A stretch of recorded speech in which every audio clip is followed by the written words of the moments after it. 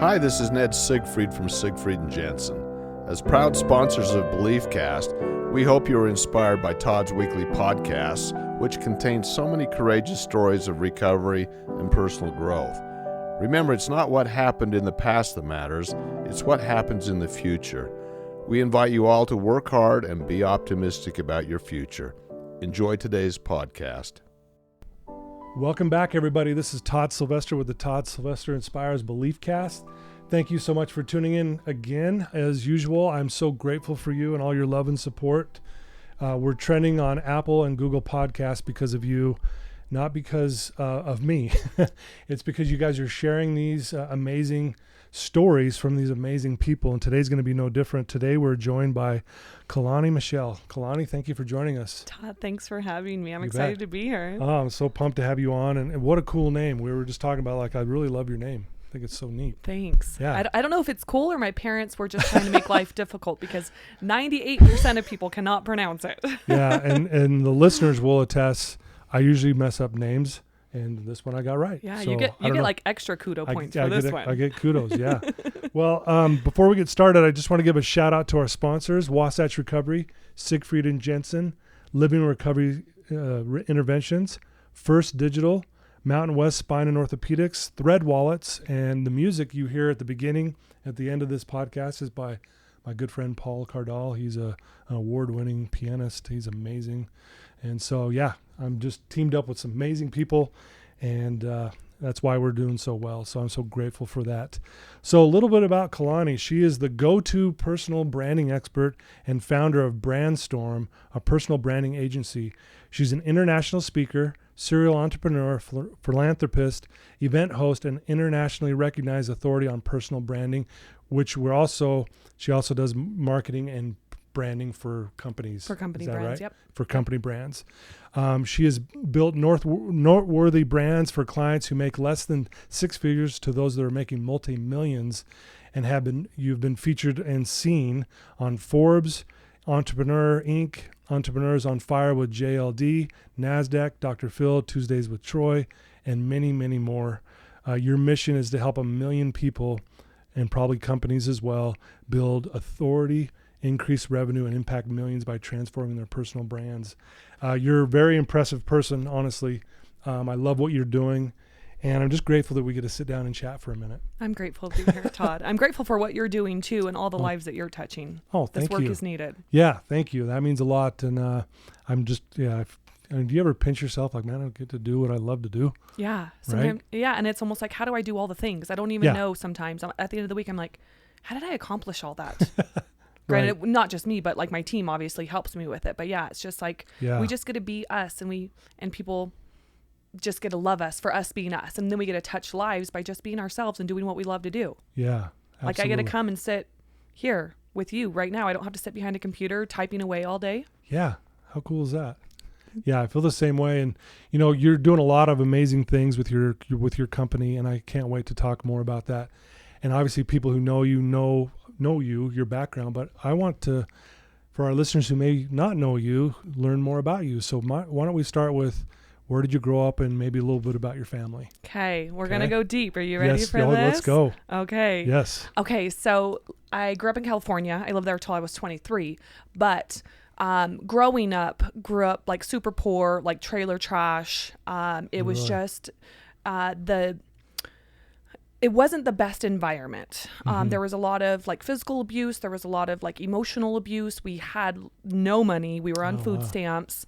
I just don't think my parents necessarily had all the tools, right? Like my generation has way more tools available to us at this point. Right. Mental health wasn't focused on back then, or even emotional intelligence wasn't focused on back then. I think, our, at least for my parents, they were doing the best they could with the tools that they had. And so, it was an interesting environment growing up, to say the least. When I was 13, my dad he passed away from a heart attack, so that was suddenly. Yeah. And then after that, my mom had to go back to work, and so I really not only did I lose my dad, but in a sense I lost my mom too, because I never really saw her, and I was just entering my teenage years, so I just wanted to play with friends and all that kind of stuff. Right. So did that. just did the whole teenage little, like kind of like a little bit of rebel stage, if you will, right after my dad passed. I won't say it wasn't too bad, but it was a little bit rebellious. Well, yeah, and when you resent a situation, because it had to have been very difficult to lose your dad at such a young age, people would understand, well, yeah, no wonder she rebelled. Even if it was just a little bit, it makes sense, right? Yeah. It's just when your whole world is tossed upside down, but then you don't even have the mentors, the guidance, you have literally nothing to say, this is the direction that you should be going in. Yeah. And it was just me trying to figure it out. Yeah. Figure it out on your own. That's really what it was. Yeah. So when I was 15, my mom got remarried. And a couple months later, so when I had turned 16, I had come home one night with a girlfriend. And it was like a Friday or Saturday night or something. And my stepdad was intoxicated. I'm not quite sure what he was on, but he was intoxicated. Yeah. And he ended up threatening me and my best friend, and we hid like in the closet. Oh, man. And then the next morning I called this Christian family who I've known since I was 5. I grew up with all their girls. One of their girls was my age. And I called the mom, who's literally like my second mom, and I had kind of told her what happened, and she came and she picked me up. So I moved out that summer and I lived with them, and they showed me what love was. Yeah. And I also remember around that same time in my life, laying there as a teenager, thinking like, what is life? Like, what am I doing? Where am I going? Like, I literally have nothing. But not only that, like I have no one to show me where to go and what to be doing, like in a sense. Right. Yeah. And so I remember, I believe I was 15 at the time. And when I was laying in bed, and I just remember making a commitment to myself that I was going to change my life. At 15? At 15 years old. Because when you Todd, growing up, I never had friends over. I was always too embarrassed. And because of the poor situation you found yourself in. Okay. Yeah. And then not only that, I really didn't spend time with friends on the weekends because my parents, it just wasn't common. It's not that they wouldn't allow us to, it's just that it wasn't common. Like, we had so many cousins nearby that we always just played with the family on the weekends and things. And so I never really spent a lot of time with other people, like outside of school and sports. Right. And then, so that happened when I was like 15, 16, and I finished up high school. I really dedicated myself to school. I got good grades. I think I graduated with like maybe a 3.7 GPA or something like that. Yeah. And applied to universities and got into some. And so what I did is I moved when I was 18. I moved away, and I moved about an hour. Probably about an hour and a half away. Okay. And so moved there just on my own, got my own apartment, paid my own bills, all the things. And so I started school that August, so just a couple months after I graduated. Yeah. And when I was going to school, though, I literally had to commute an hour one way to the university. Jeez. I was taking a full-time load. I also was working 35 to 55 hours per week, because I didn't want student loans. I really didn't like party or have that typical college life at all. It was school Monday to Thursday, and then work typically Thursday night to Sunday night. And so I just worked. I just hustled, and I just did because my desire for change was greater than my desire to stay the same. Wow. And to have that realization at 15, that's it's rare for anyone, honestly, to have that kind of realization. But at 15, but again, your circumstances were probably weighing on you so much. You're like, I don't want this. Yeah. This is not how I want to see myself, right? This is not the life I want to live. Yeah. Like, why? And in hindsight, I really should have been a statistic. If I look back to where I grew up, even, some of my, some of the other students at the time, like, they turned out to be statistics, and I didn't. And I think I was the first one in my graduating class to get my master's degree. I think there might be one or two more. Granted, there were like 83 people in my graduating class. So it's not like there were thousands or hundreds. Yeah. Okay. And from 18 to 19 and a half, I dated a gentleman, and he was killed in a car accident. Oh my goodness. And then 8 months later, I met my ex-husband. So I will say let's just say from when I was born or a toddler to basically like 19 and a half, like I had quite a few hurdles to overcome and trauma to get through. But all I knew, Todd, and this is the craziest thing, and I was talking to one of my friends about this recently, and I said, how in the world did me, of all people, have the tenacity to continue to overcome despite this obstacle and that obstacle and this one, and where most people would give up, or they would turn to substances, or they would turn to different addictions or whatever it is. And I was talking to one of my friends, this was earlier this year, and he said, Caloni, the reason why you've been able to overcome all of this is because you have a gift.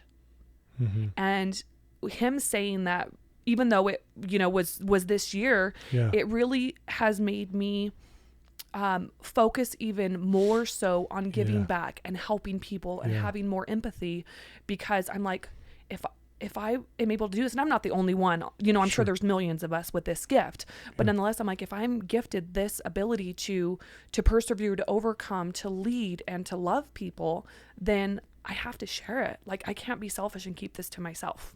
Yeah. Wow. And I would agree. And I would also add, maybe, I as I'm hearing I know a brief part of your story, I always tell my clients, life happens for us. You may not see it as you're going through it. I mean, you went through a lot as a kid, really tough times and really difficult situations. But yet, I always say this too, like, adversity is the wake-up call to your greatness. It was like all these challenges was waking you up to that gift, that greatness, or however you want to say it. But and here you are, right? And again, for you to, it just blows my mind though, to have that realization or that awareness at 15. Did you tell anyone about it? Like, was that just an internal thing and you just kind of kept it to yourself, or did you go, guys, and you share it with people, or what? Everybody sit down. Let me tell you about this gift I have. Well, I mean, not even the gift. No, meaning, did you I want to change my life. I'm going to do something different. That's what I meant. Did you? I don't even know. I don't even think I told people. I just did. I just took action. That's all it was. Okay. And the proof is in the pudding, right? Exactly. Like, where people, they were able to see that, where friends that I had, let's just say in high school, I'm still friends with them. I mean, just like we're kind of friends with our high school, some of them. Yeah. But it's just that I was so determined to work hard to create a different life for myself that they just saw that. So it wasn't even that I had to tell them. They just saw me working my butt off to do those things. And so no, I never really did. But I had a couple of people that helped to guide me, and even if they weren't necessarily trying to mentor me in a sense. The family that I had told you about, they showed me what love was, where growing up, I never felt loved.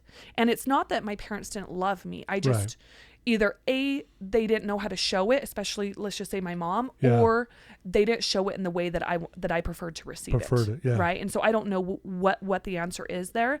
And so they showed me love. And then when I had almost graduated high school, I was blessed with a really, really, really good serving job at a fine dining restaurant. And I worked there all throughout my undergrad. And that's how I was able to pay for my apartment, pay for my car, pay for my tuition. I was literally able to pay for everything because of this job that I had gotten. And there were some patrons that would come in on a regular basis, and I got to know them because I always worked there every Thursday, Friday night, usually a double shift on Saturday and a double shift on Sunday. And so I got to know them really well. And I was very open about my story and stuff.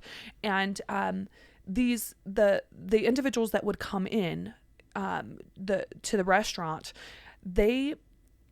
growing up, money was bad. Money didn't grow on trees. Rich people were bad. Rich people were greedy. All those stories. For sure, yeah. And they showed me that they didn't just tell me, they showed me that money is great. Money can do great things if it's in the hands of the right person, right? Sure. That rich people aren't greedy, and these affluent individuals that would come in, they loved me, and they cared about me, and they asked about my life, and they asked about school. And when my ex-boyfriend had died, we had both worked at that same restaurant.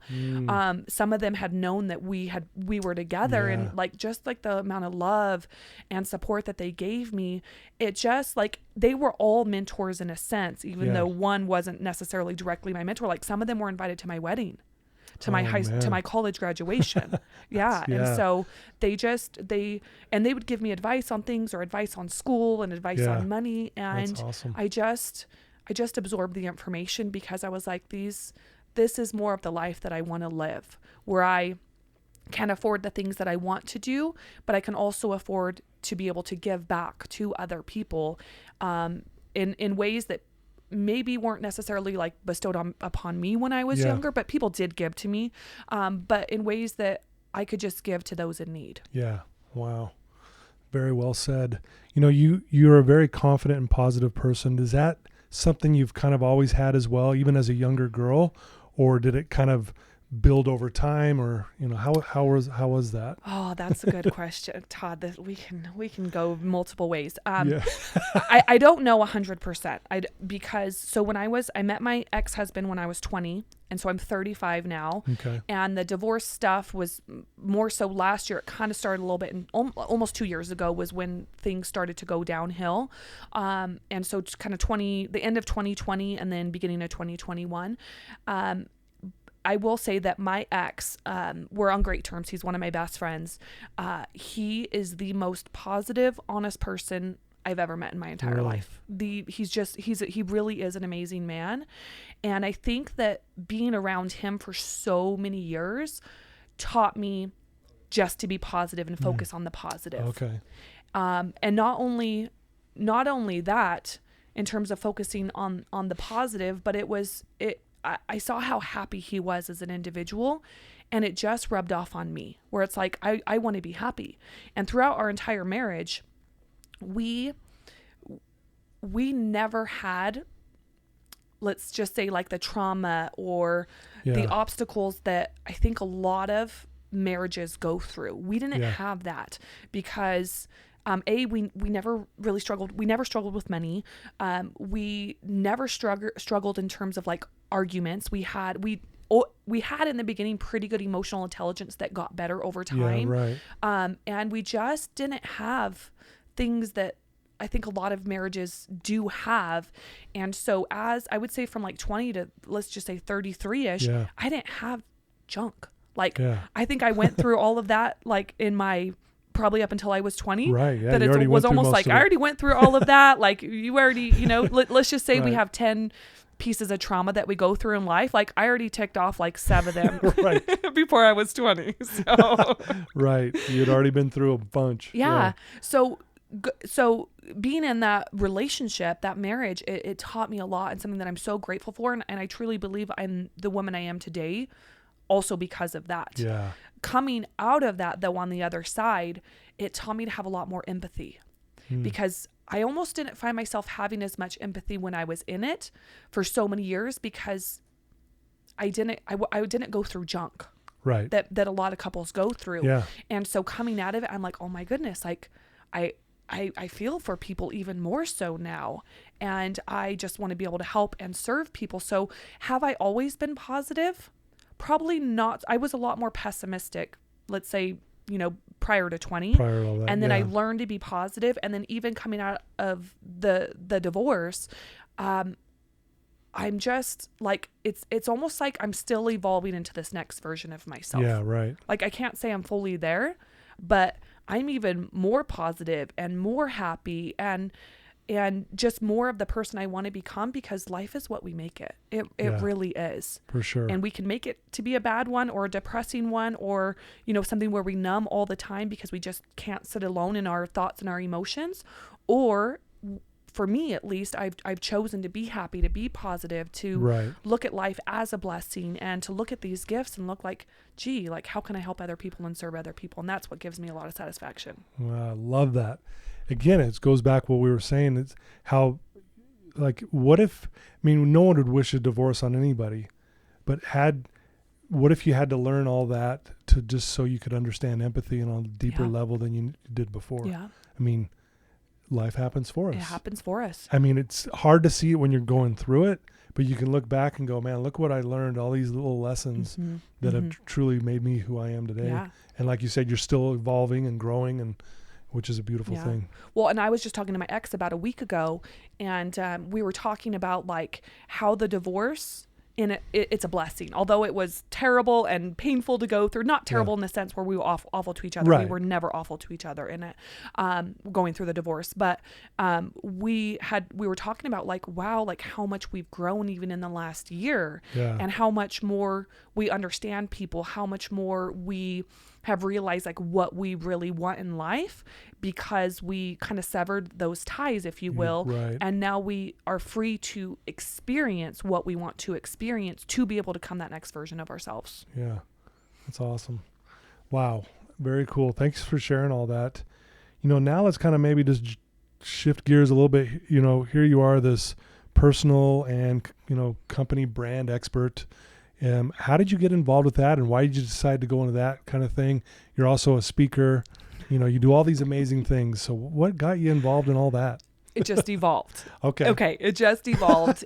So I've been in digital marketing since around 2005. Okay. But not like deep in digital marketing back then. It's something that has evolved as my skill sets have evolved. And so I would say 2010, I got a lot more in. That's when I really started to get more into branding. Okay. But then I went to start a company in 2013, but I never fully launched it just because the capital investment that I was too scared to make in it. But not only that, the belief and the confidence in myself wasn't high enough at the time.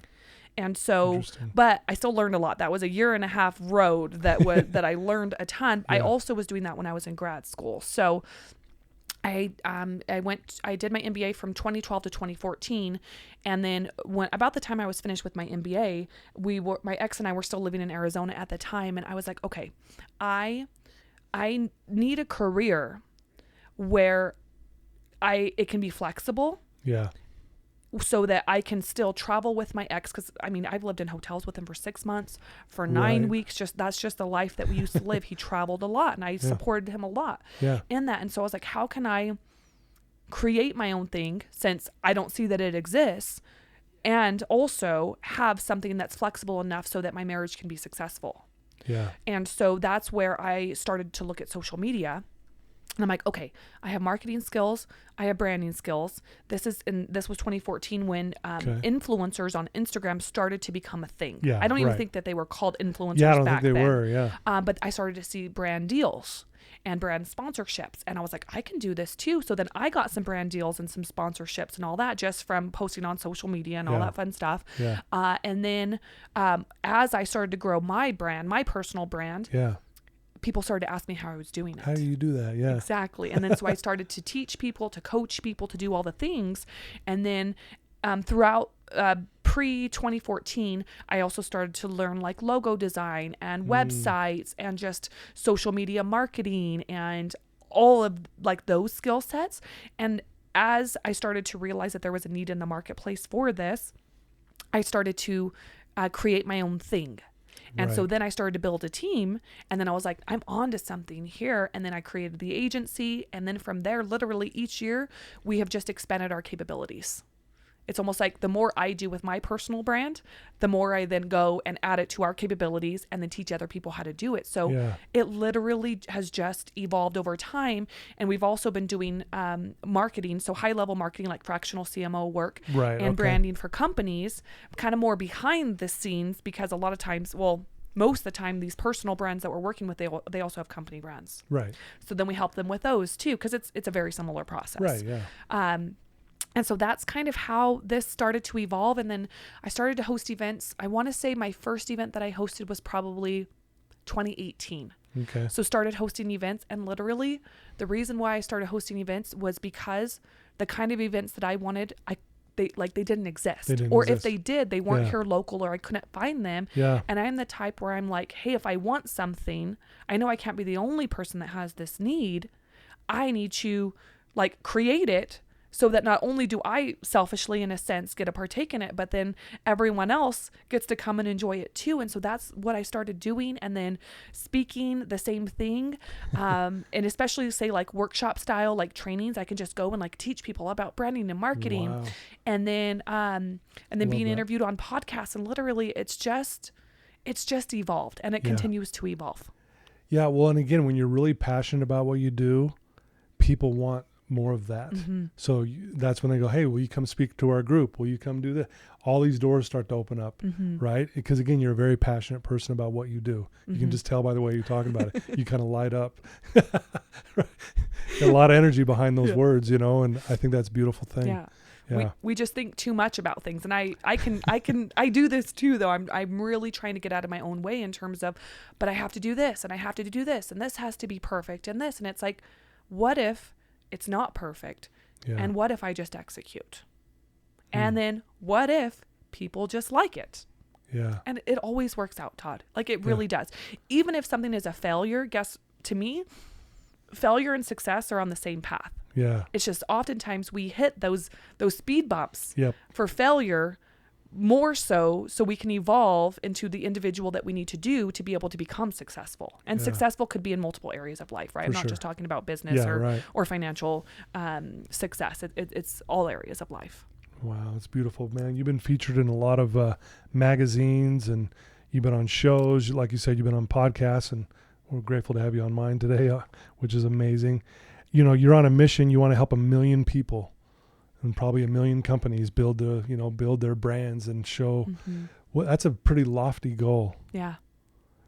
How's that coming? It's coming. Yeah? It's coming. I don't know when I'm going to hit it, but it's coming. I think that most of society, or I will say all, we all need hope in something. Yeah. Right? And this is for a lot of people where like religion comes into play because it gives people hope that's outside of themselves. Yeah.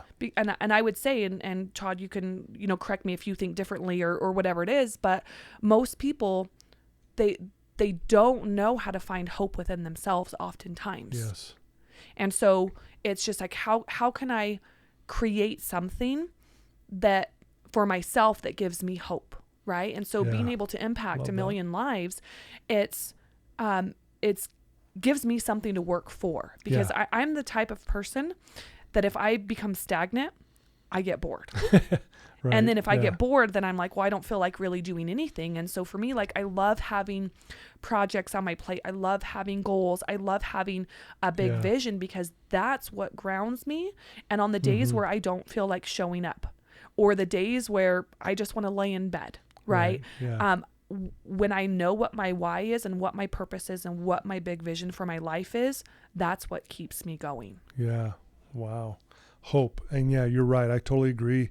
A lot of my clients I deal with, they've lost hope in things, and they don't know where to go. They don't know what to do. And I love that goal. I think that's obviously a lofty goal, but man, I'm sure you'll do it. And it goes back when you were saying that, it reminds me back when you were 15 saying, I'm going to change my life. That was a lofty goal. Yes. Because look, you should have been a statistic, like you said. And here you are going, nope, I'm going to change my life. You didn't share that really with anyone. You just started putting in action. And boy, you went to school, you worked hard, you did whatever it took, no student loans, whatever. That's amazing. Yeah. Have you written a book? You know what? Okay, I've started like 2 books, Todd. Okay, good. But here's the thing. Here's what I do sometimes. Okay. Is sometimes I have probably 10 different projects right now that I've started and I didn't finish. So I just messaged my assistant last week and I said, can you please make a list of the projects that we've started, because I'll get the whole team involved and they'll start doing things and that we haven't executed. And I was like, because we need to go back to the drawing board with some of those and actually execute on them. And so 2 books. One is more... my first one will most likely be more like building a personal brand, like building it in terms of building the brand itself, but then also growing and marketing the personal brand online. So that'll probably be my first one, because it will be the easiest one to write. Sure. And it's one that people need. Yeah. Another one that I've started is just about everything I've overcome in life. Yeah. The thing is, and here's what I have struggled with in the past. And before, I didn't share a lot of my story because in a sense, like, I didn't want to focus on the negative of my life. Sure. But not only because I didn't want to focus on that, but because it was I used to view vulnerability as a weakness. And I think that's just what the corporate world has taught us. Yeah, you know, especially working in like a man's world, if you will. Yeah, like, sure. I get it. It's just like no emotions when it comes to business and no vulnerability and all the things. And something that I have really stepped into, I would say, especially over the last 4 or 5 years, is sharing and being vulnerable, because that's where my brand itself and just me as an individual, that's where I'm able to connect with people. Yeah. If I'm just acting like life is full of, you know, roses and sunshine and balloons, like that's not relatable to people. Right. People go through junk. Yep. And when they're in the thick of it, they don't know how to get out of it. Yeah. And so for me, it's figuring out how do I want to position that book and write Sure. that book Yeah. in a way that it doesn't focus on the victim, but it focuses on the victor. Exactly. And so Yeah. I have an idea. I just haven't fully massaged it yet to figure out what it's going to be. Well, yeah, as I listen to your story here, I'm like, man, it would be an amazing book. It's like the hero's journey, right? Mm-hmm. You know, going through all that adversity and then overcoming it, and then maybe then going through a divorce, which is, a lot of people say it feels like going through a death. Even if it was a good split even and it was the right thing to do, it's still not easy. It was tough. No. It's a tough deal, right? It was the hardest thing I've had to go through in my life. Yeah. You know, I had a really famous ghostwriter, and I probably won't mention the book that he wrote because I don't want to give that out. But he asked me once, he goes, Todd, do you want to leave a legacy? And I'm like, yeah. And he goes, how do you do that? And I'm like, you know, I did the usual answers. Oh yeah, you do good things. You're good to people, that kind of thing. Mm-hmm. You're good to your family, best whatever. He says, well, yeah. He goes, but yeah, when you pass away, that'll be forgotten eventually. Well, you know, your family probably won't forget you, but everyone else will. Yeah. He says the way you leave a legacy is you write your story down. He says, because then 100 years from now, someone will read it and you'll save their life, and you're not even here. And you're not here. Whoa. Yeah. So as I hear you, I mean, I'm not trying to tell you what to do here, but man, I'm like, wow, what a powerful story that people need to hear. And imagine some little girl who's 15 reading your story 100 years from now saying, man, if she can overcome what she went through, so can I. And I'm going to go do my own company too, just like she did. Anyway. That would be amazing. I love that. Well, something I've also been thinking about is how oftentimes when you see people that start charities or in different areas of life that they give back, it's often in the areas that they struggled with or that they had to overcome, right? Yeah. So it's almost like how an alcohol addict who is now sober and has overcome that, they go back and they teach others how to also overcome that. And so it's the same thing as in what areas can I contribute? Or are there, you know, companies out there? And I'm not sure yet. So audience members, if you're listening to this and you have some good recommendations, feel free to send me a message on social media. Sure. When I was in high school, so I played a lot of sports. I didn't play like club sports because we didn't have the financial resources to put me in club sports, but I did play a lot of sports in like junior high and high school. And my freshman year, I played soccer on varsity. Oh, okay. And the coach bought me my cleats. Man. Yes. And then one of my teachers, his name's Mr. Anderson, love him to death. And in fact, we just emailed each other a couple of years ago. I need to email him again. Wow. What he did. So my dad died when I was 13. So actually I wasn't in high school yet. My sisters were though. Yeah. After my dad passed, so he passed away in July and almost 22 years ago now.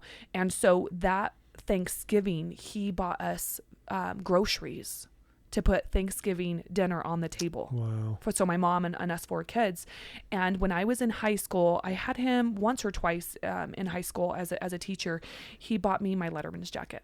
Oh man. I know. And so it's people amazing. like him that I'm like, I don't even know if he realizes at this point, like the impact that he has made. I don't know if I was the only student that he did things like this for. Yeah. I think he did something sweet for my sister too. I don't remember what it was though, but it was just like, I want to be able to do that. Yeah. I want to be able to give back to people in the same, like maybe it's not the same way, but in similar ways that I was blessed growing up. And there are good people out there. Well, yeah, there are. And you're one of them because I watched a video clip of what it's like working with you. And there was clients and people that know you personally were talking about you. And it was amazing. Not only were you helping them build their personal brand, but every single one of them says like, I wish I just had another project just so I could rub shoulders with her. She's amazing, you know, and just obviously you come across in such a wonderful way. You're great at what you do, but you're also giving, you know, these people, they feel like you're a friend, if that makes sense. You know, that's kind of the feeling I got when I watched that video of you. That was amazing. And interestingly, Todd, so before years ago, I used to approach business more like a transaction, like be professional, don't get too, I'm going to say intimate, but I don't mean intimate. Like it could be female or male, but don't like share, like don't become friends with them. Like keep that like line. But then I'm starting to realize like, I love working with my friends and I love when I work with, let's just say clients for that matter, and I become friends with them. Like, and then we get to go and we get to go conquer the world together. Like it's not just me and it's not just them. It's like, let's all just link arms. Let's all connect to each other and let's all just do this thing called life together. Like that sounds like way more fun than me trying to, you know, go solo rolo at this. I love that. You know, like I said, a lot of people were talking about what it's like working with you. How would you answer that? What is it like working with you? Oh goodness. What is it like working with me?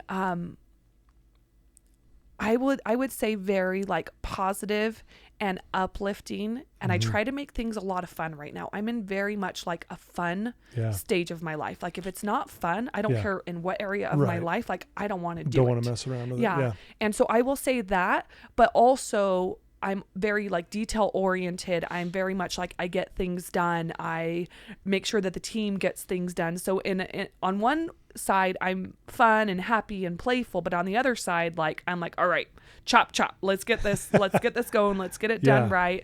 And so I kind of bring both of those facets to what I do. Yeah, I love that. Yeah, you know, and again, that's the way you come across. I think it's the way you carry yourself. And I think that's why I asked the question is, you know, have you always kind of been like that? But again, overcoming what you've been through. So what are your plans with this? Obviously you want to hit that goal, you know, helping 1 million people. What do you have other plans in mind that you could share with us? Like other things you want to do, or have you found your wheelhouse and you're going to stick with this for the next however long? I don't know if I'll stick with this forever, and not because I don't love it, right? Just because like, there's more to life to explore. Yeah, right. Yeah. You're evolving and who knows, right? But I will say like marketing, branding, that's definitely something that I really enjoy doing. So that may be something I do for the rest of my life. Yeah. Also like operations, like running companies, building startups. I just launched a soft launch for a real estate company. Now it's very niche with real estate syndication and funds. Oh, right on. And so we just did a soft launch for that. We'll probably do a public launch and like a public launch party, maybe the end of maybe Q3 of this year or late Q2. Yeah. And we're building out a studio in Murray for that. Nice. So we're gonna have a show that we're gonna broadcast all over social. Really? And so it's like $100,000 studio. That's not the building itself. That's just the build out of it. Yeah. Wow. That's so cool. So we have that coming up. What else? Building amazing. and growing other brands. I for certain will do that. Hosting more events. I may launch a season of a podcast with one of my friends she's just kicking butt in business too. Yeah. And so we may do a podcast, or I may even do my own at some point, write books. I mean, just host events. Yeah. I mean, I think what I'm doing right now, I'm probably going to be doing at least for the next few years in the same capacity that I'm doing it. Gotcha. Yeah. There's opportunities everywhere. Yeah. Right. This could go anywhere you want it to go. It really could. At the end of the day, right? And I'm open to it at this point. I'm like, I'm only 35. Yeah. Yeah, you're young. You've got so much you can still do. Absolutely. I have so much to do, so much to learn, and so much more fun to be had. So. Yes, there you go. I love it. So what does a day look like for you? I mean, obviously you're busy with your career and everything, which is great. But what does a day look like for you? Like, how do you keep yourself centered? What are some of the things you do to kind of help you win the day? Oh, this is such a good question, Todd. Well, first of all, my days vary. Okay. I try to be a little bit more structured and have kind of more boundaries on myself, if you will, at least Monday to Thursday, where it's a lot of work. And then gym, and it's kind of more my me time. Weekends, not quite as much. Yeah. But I will say that I'm also in a phase right now of my life where I've never really like dated in my life. Like I went from the ex that had passed away to my ex-husband, and now I get a date. And I don't know, Todd, if you've dated. Are you married, Todd? I'm married. Okay. Yeah, Did you ever date much? Before the marriage, yes. But I've been married a long time now, 30 years. So you probably don't even remember it now. Yeah, I don't even remember. I don't even know if I had to now. I'd be like, what do you do? I'd be totally lost. What do I say?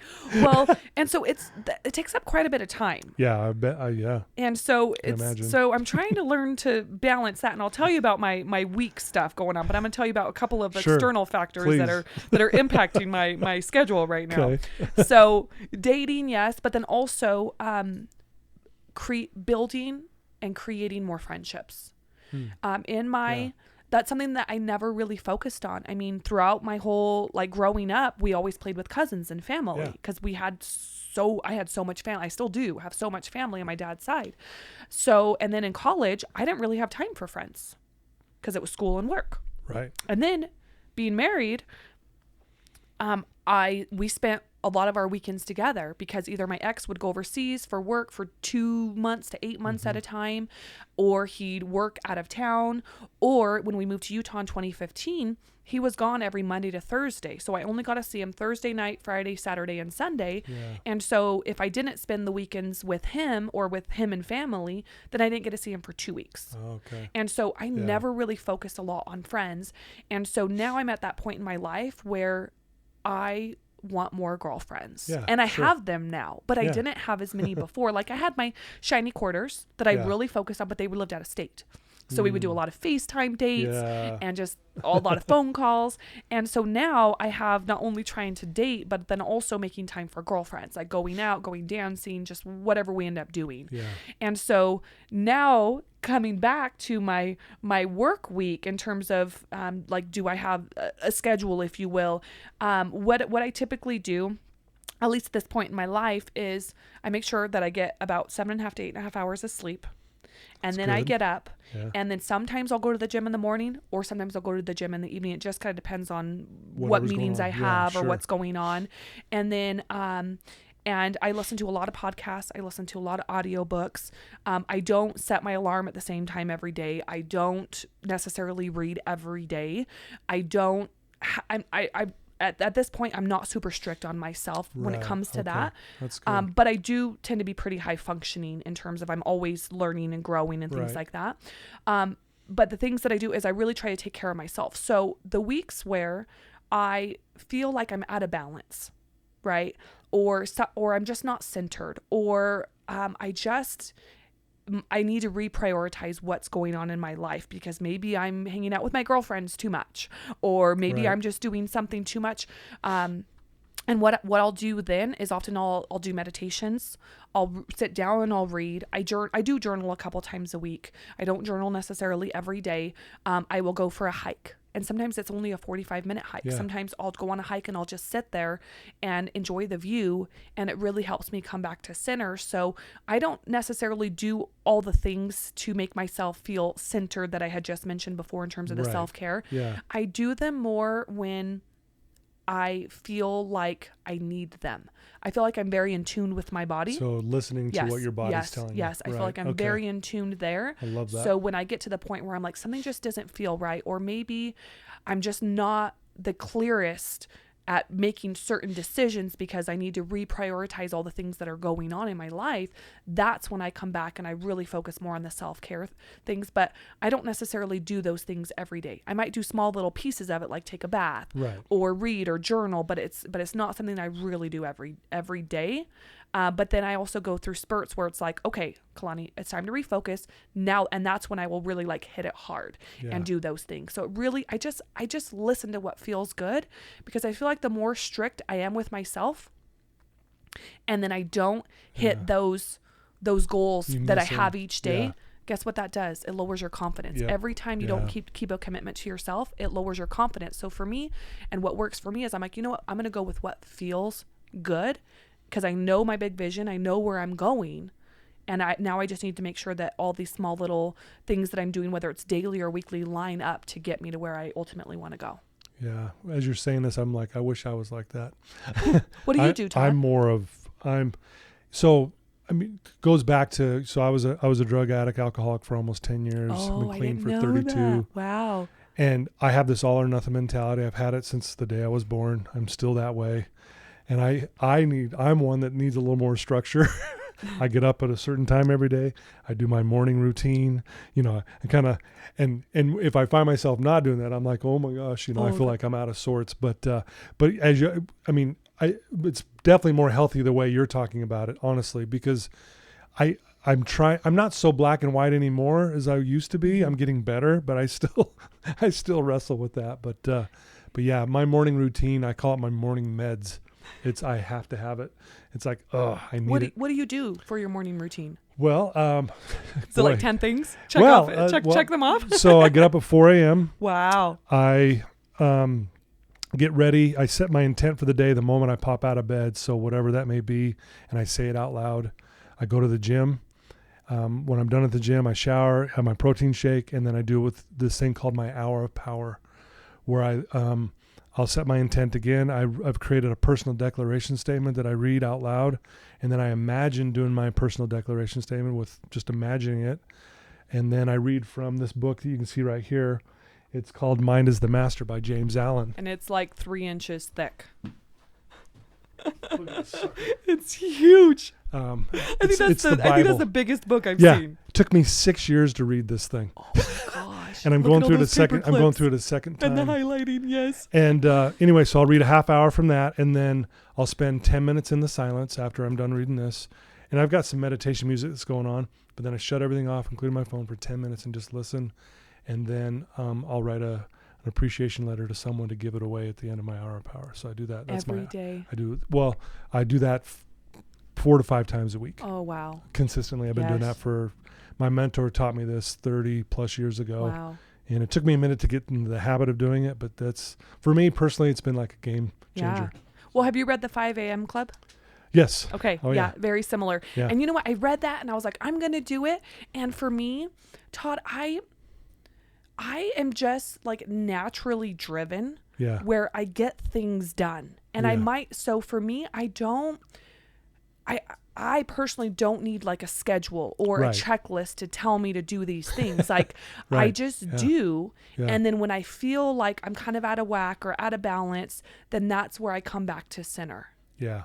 And that's just what I have learned that works for me. Yeah. Like another example, I don't listen to a ton of music, but this was maybe about a month and a half ago. I was kind of having like a couple of down days. So I've never been one that struggles with depression. That doesn't mean I don't have like depressed days or down days. Don't get me wrong. Right. But I've never really struggled with anxiety and depression. And, I was having a couple of down days about a month and a half ago, and I just wanted to listen to music that was almost like, it's not that it was depressing music, but it kind of, it placated to my emotions. And I thought to myself, I'm like, you know what? I need to change my emotional state. And in changing my emotional state, that's where I put on podcasts, like very inspiring podcasts, say like Ed Milet and some of those, because I knew that those, even though I didn't really want to listen to them, I knew that if I just made myself listen to them for like an hour or an hour and a half, that it would start to change my emotional state. And it did. It worked. Yeah. And I'm like, had I just listen to music and placated to that, it's like, maybe I would have had a down week. Yeah. Or multiple down just days. Feeds it. Yeah. But Music's powerful. I was like, I'm not going to do that.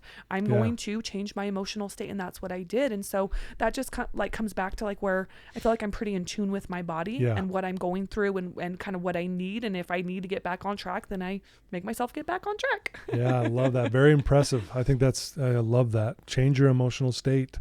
And we have the power to actually do that. We do. So those of you listening who maybe having a rough time, you can actually change your emotional state, whether it's a good podcast, positive uplifting music, a good book, that kind of thing. Yeah. Working out, going for a walk. I mean, we can do all kinds of things to help us in that, right? Yeah. Or even like some weeks, Todd, let's just say if I feel like it's a down week too, I'll look at things and be like, okay, well, have I journaled lately? Have I meditated lately? Have I moved my body? That's a really, really big one that I've noticed. Yeah. And I'm not even talking about going to the gym and doing a crazy workout. It could be just a 20-minute walk. Yeah. And all of those things, it really helps me to change my emotional state. So yeah, for any of you that are listening, I would say if you're kind of going through a period where you're having, whether it's a depressed week or a down week, look at some of those things. Look at, like, do you journal? Get your thoughts out on paper. For me, that really helped me. Let's just even say with the divorce stuff, to really be able to process my emotions and understand them, though, because oftentimes when we experience something in life, it could be little, but when we have an emotional reaction, it's, well, why did that happen? Or what caused that? And what can I do now? Not just sit in those emotions, but this happened to me, but now because of that, what do I get to go do? Yeah. And so there's ways that we can really, really help, like, influence what we're thinking, what we're doing, like the stories that we're telling ourselves in our head, but we have to be conscious about it. Yeah. Wow. I love it.